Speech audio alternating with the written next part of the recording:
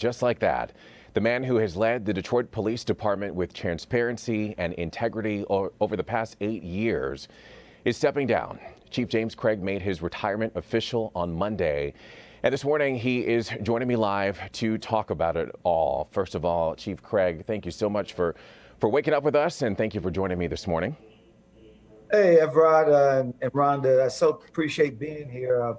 I got to tell you, it's bittersweet. I've loved this career, 44 years. And as I said during the presser yesterday, not a bad day. Some frustrating days, but most of them were great. And just going through the many emails I'm receiving from many of the members of the Detroit Police Department makes it an emotional time. But I just love public service. I love Detroit. I love Michigan. And I'm glad I came full circle and ended my law enforcement career right here in the city of Detroit. Right, where it all started. Let's get this question out of the way. We know there have been rumors about you potentially getting into politics and running for governor. You mentioned yesterday during the press conference that you had not decided on that yet, but you've had some time to sleep on it and think about it. Is there an announcement that you want to make this morning? Absolutely not, Brian. I know everybody wants to know what my next step will be. I'm excited. I want to have an orderly transition out of the department. I want to make sure we're moving forward. So I'm committed to that. Okay. We'll talk sometime after June 1st, and I'll make an announcement. I have a lot to think about, and I'm excited about my the next phase of my public service career. And we're excited to hear what that is going to be as well. One of the things that you started the press conference out with yesterday was the mention that you are a Republican. And a lot of people were either shocked to hear that or some saying that they already knew. One person that was shocked was Reverend Wendell Anthony, president of the Detroit chapter of the NAACP. Here's what he had to say, and I'd like to get your reaction to his comments. Okay. You're a police officer. You believe in law and order. These people don't believe in law and order. They tried to overthrow the government. They are now trying to get rid of the right to vote. What would you say to that? You know, it was two issues in there. I got the sense that he supports law and order. Look, whether I'm a Republican or a Democrat, you know, I serve with distinction and honor in this profession. I acknowledge that I transitioned as a conservative during the time that I was the chief of Portland, Maine. This was something that never was discussed because I led as a unifier. It wasn't anything to do with left or right, but I got to tell you, Evrod, the thing I know is over the last 72 hours, I've gotten so many messages from so many people who said, I support you. Some Democrat, some Republican. Mm-hmm. And why? Because they see me as someone who calls it like it is, a unifier, and that's what people want. Look, it's no secret in this country, across this state, we're divided. We're Americans, we're Michiganders, we're Detroiters, Metro Detroit. So who cares? I'm a conservative. Okay, are you a Trump supporter though? You know, I'm not gonna get into politics right now. Okay. There are some things that certainly I thought the president did very well.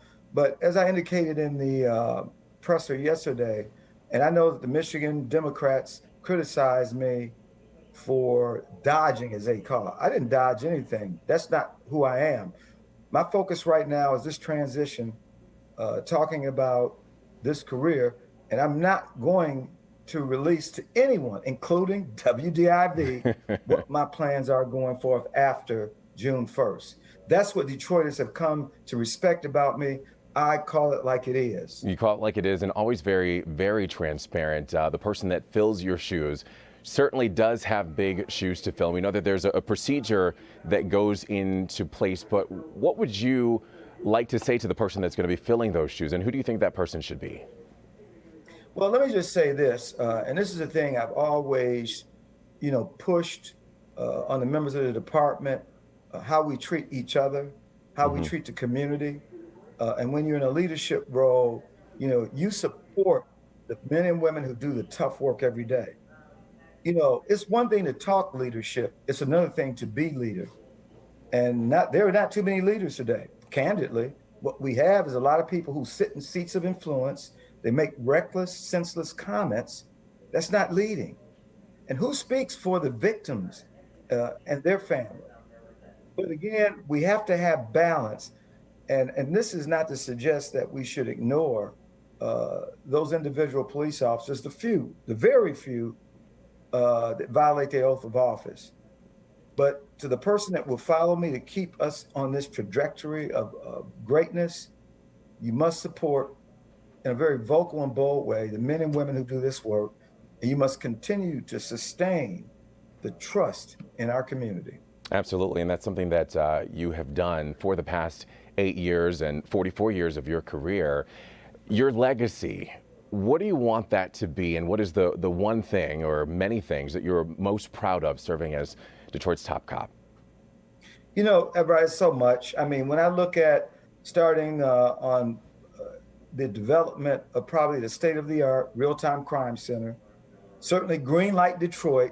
You know, Greenlight Detroit really has done and just done wonders at really reducing violence in key locations in our city. Mm-hmm.